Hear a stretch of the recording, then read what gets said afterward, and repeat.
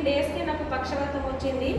అయితే first doctor దగ్గర వెళ్ళినప్పుడు అంటే చిన్న మెదడులో ఇట్లా బ్లడ్ అనేది క్లాత్ అయిపోయింది, అక్కడ మీకు బ్లడ్ సర్క్యులేషన్ జరుగుతలేదని చెప్పి స్టార్టింగ్.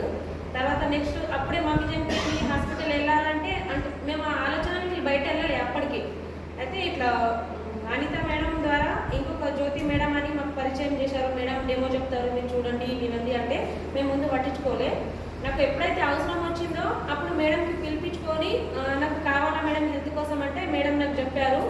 హెల్త్ కోసం నేను వాడినా ఎట్లయిందంటే నా మొహం మొత్తం వంకర పోయి నేలక గచ్చుకొని రక్తం వచ్చే పరిస్థితి అట్లా కూడా అయింది నాకు. ఆ పరిస్థితి ఒక 3 months నేను మన డోర్ అని బయటకు వెళ్ళలేకపోయినా. అట్లాంటి పరిస్థితి నుంచి నేను వెస్టీజ్ దయ వల్ల నిజంగా హ్యాండ్స్ ఆఫ్ వెస్టీజ్కి. ఎక్కడ లేదు ఇట్లాంటి ఆపర్చునిటీ. హెల్త్ నెక్స్ట్ మనకు డబ్బు ఏం కావాలి మనకు, అసలు మన ముందు మన హెల్త్ తర్వాత డబ్బు.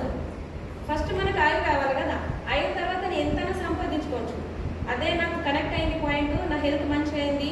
అట్లనే మా ఇల్లు పక్క ఒక ఆమెకి కమలా అని ఉంటారు, నా డౌన్ లైన్ ఇక్కడ ఇలా రాలేదు, కానీ ఆమె కూడా మంచి రిజల్ట్స్ వచ్చింది.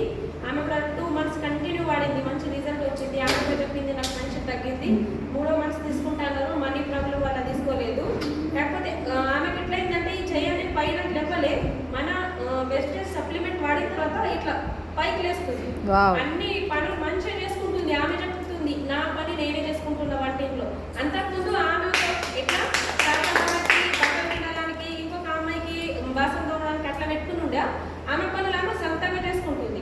ఆమె నాకు చెప్పింది నేను ఐసీయూలో పెట్టినా కూడా నాకు ఇన్ని డబ్బులు పోయినాయి కానీ నాకు రిజల్ట్ రాలేదు, నీ సప్లిమెంట్ వల్ల మంచి రిజల్ట్ వచ్చింది, థ్యాంక్ యూ అని నాకు ఎప్పటికీ చెప్తానే ఉంటుంది. ఇల్లు పక్కనే ఉంటుంది.